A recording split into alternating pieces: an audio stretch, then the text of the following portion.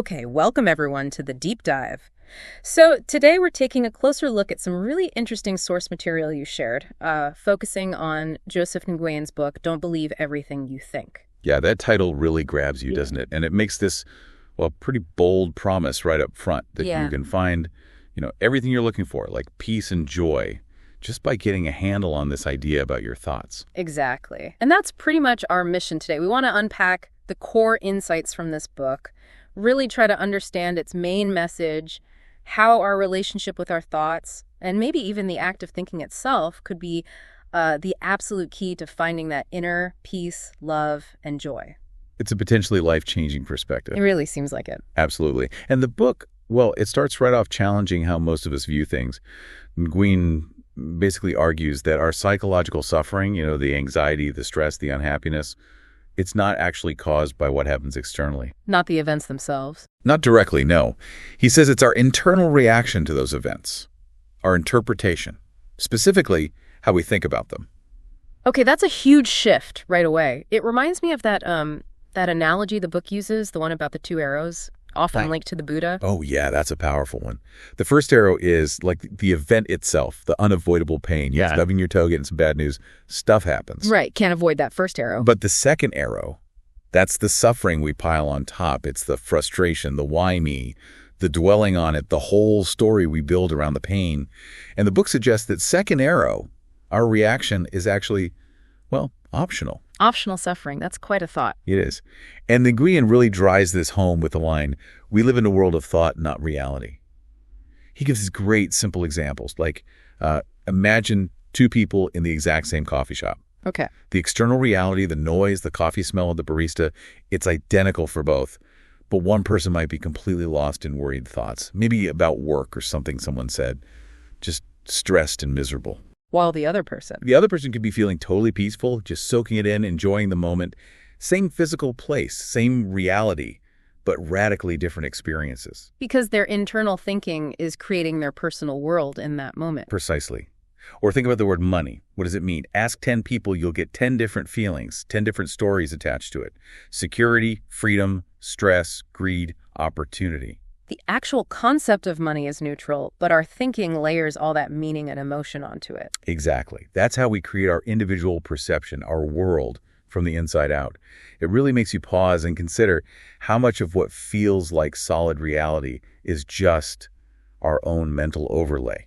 And this leads straight to the book's big conclusion, which can be a bit confronting, that the root cause of basically all our psychological suffering is our own thinking. It's a massive claim. Yeah. And to really get it, the book dives into this super important distinction, especially in chapter 4, is the difference between thoughts and thinking. Okay, yeah, let's unpack that, because I think most of us use those words almost interchangeably, right? We do, but Nguyen defines them very differently. He describes thoughts, just thoughts, as effortless. They're like neutral bits of mental stuff that just appear. Plop into your head. You don't try to have them. So they just arise, like a random image or a line from a song or an idea. Exactly. He even calls them divine downloads sometimes, just to highlight that feeling that they come to us, not from our effort. They're just raw material. Okay, so that's thoughts. What about thinking? Thinking is the active part. It's what happens next. So when we grab on one of those neutral thoughts and start doing stuff with it, analyzing it, judging it, spinning stories around it, criticizing ourselves because of it, that active engagement, that mental energy we apply to the thought, that's thinking. And that's where the suffering starts. Right. That makes so much sense. The book uses that example of, say, a dream income goal. The number, maybe $10,000 a month, just pops into your mind. That's the thought. Neutral. Effortless. Yep. Just a thought. But then comes the reaction. Oh, that's impossible. I could never do that. I'm not good enough. What would people think? All that internal debate and doubt. That's the thinking. Exactly. That's the effortful wrestling match with the initial thought. And that mental activity, the thinking, is what generates the feelings, the doubt, the anxiety, the feeling of lack, the suffering. And the book says our feelings are actually a guide here, like an internal radar system. Yeah, it's a really helpful idea. Nguyen suggests negative feelings, stress, anger, sadness, aren't necessarily bad in themselves. They're just signals.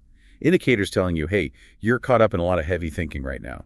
So it's not the content of the thought, like, I might fail. That's the primary cause of the bad feeling, but the sheer volume and intensity of the thinking about failing. That's the core idea. Yeah. The feeling is like a dashboard light saying, check engine.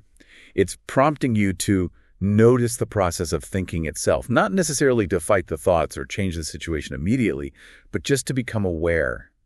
I'm thinking a lot right now. Okay, so if thinking is where the suffering comes from, what about the flip side? What's our state when we're not tangled up in all that thinking?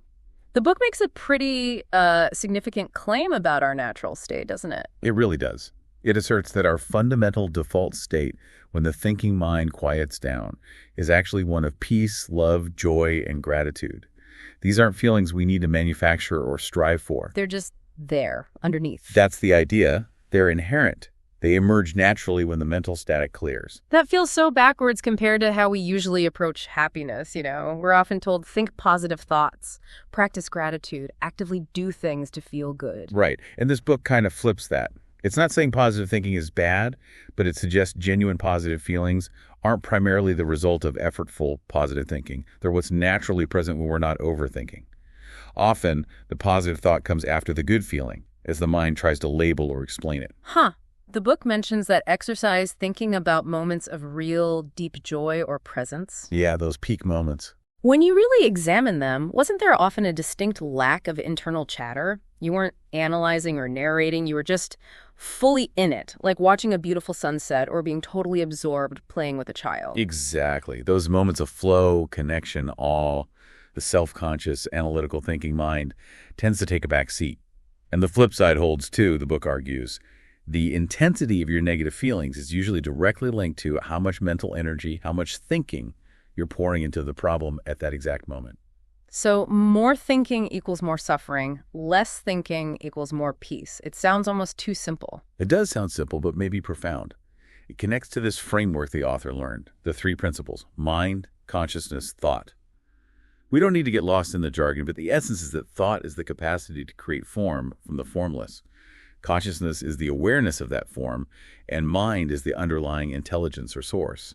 Our personal thinking, when we get really identified with it, can kind of obscure our connection to that deeper intelligence, that natural well-being. Okay, this all leads to the big practical question, doesn't it? If intense thinking causes suffering and not thinking leads to peace, how do we actually live? How do you set goals, make plans, solve problems if you're supposed to avoid thinking? Right. That's the crucial point. And the book clarifies that non-thinking doesn't mean being brain dead or passive.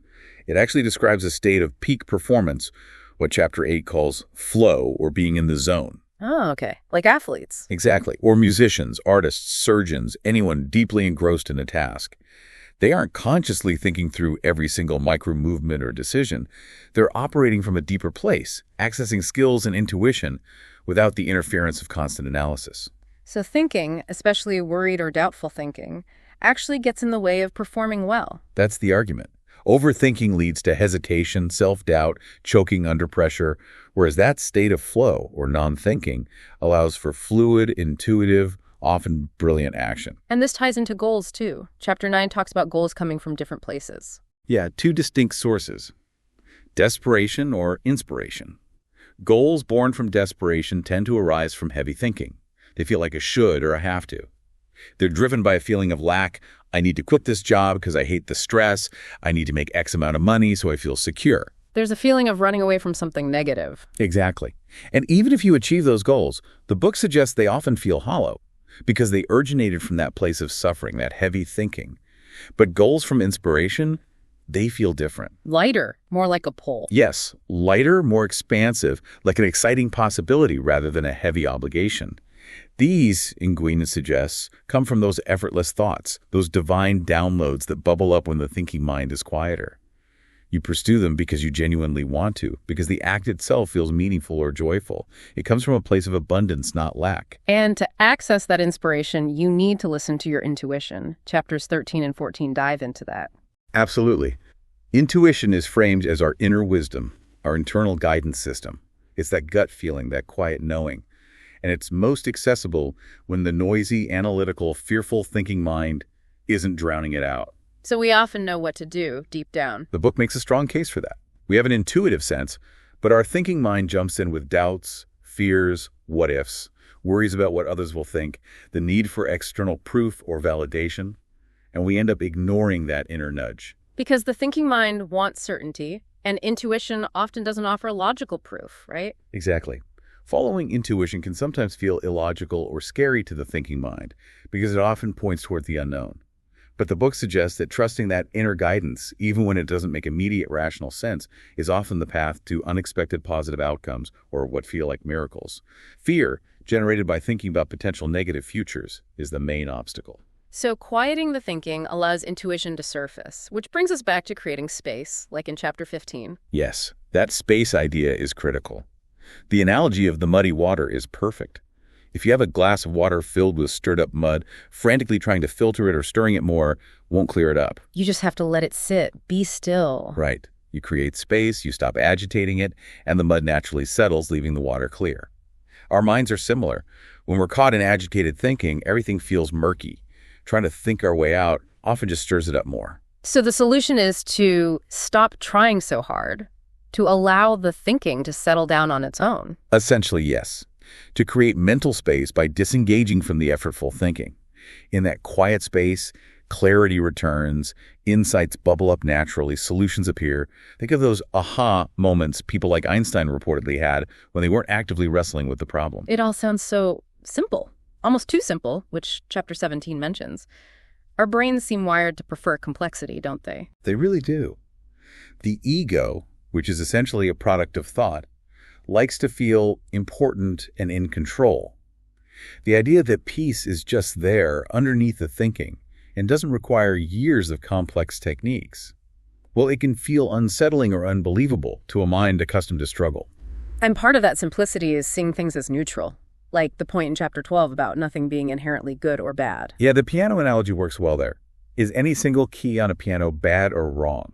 No, it's just a note. Right. It only sounds wrong in the context of the melody you're trying to play, based on your thinking about how it should sound. The note itself is neutral. It's our judgment, our thinking about it in relation to a desired outcome that creates the feeling of wrongness or suffering.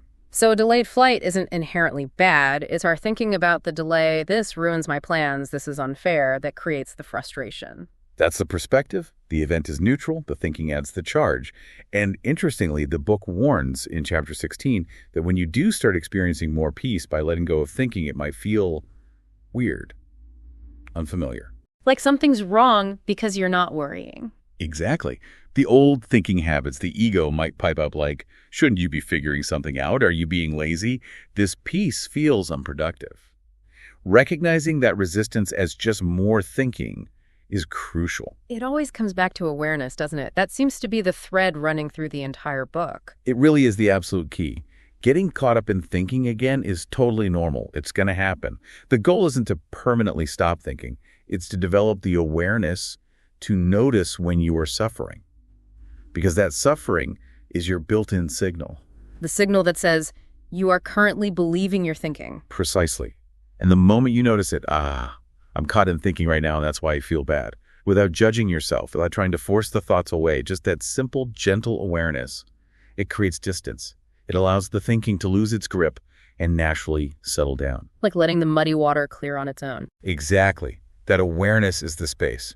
It allows you to reconnect with that natural state of well-being, that peace and clarity that's always there, just obscured by the noise. The book's ultimate message feels incredibly hopeful. You're not broken. You don't need fixing. Your natural state is already whole and peaceful. Yes. The suffering is just a temporary illusion created by getting tangled up in and believing the stories your mind is telling you.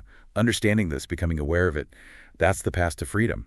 That peace and joy aren't destinations to reach. They're already here, right now, underneath the thinking. So wrapping this up, our deep dive into Nguyen's book really hammers home this core idea. Our experience, especially the suffering part, comes from the inside out. It's not the world doing it to us, it's our thinking about the world. And the way out isn't complicated strategies or trying to control every thought. It's simpler. It's cultivating awareness of when we're lost in thought and just letting that awareness allow things to settle. Our natural state of clarity and peace is waiting right there. It's fascinating how just understanding the nature of thought rather than focusing on the content all the time can seemingly unlock so much potential for a different experience of life. Less struggle, maybe more flow. Yeah, less wrestling with our own minds, perhaps, and more tapping into that inherent wisdom and well-being that the book insists is always available. So, a final thought for you to consider as you go about your day. Where might you be mistaking your thinking about something for the actual reality of the situation? What might shift if you just noticed that thinking, just became aware of it, without needing to change it or fight it? What could be waiting for you in that space of simple awareness?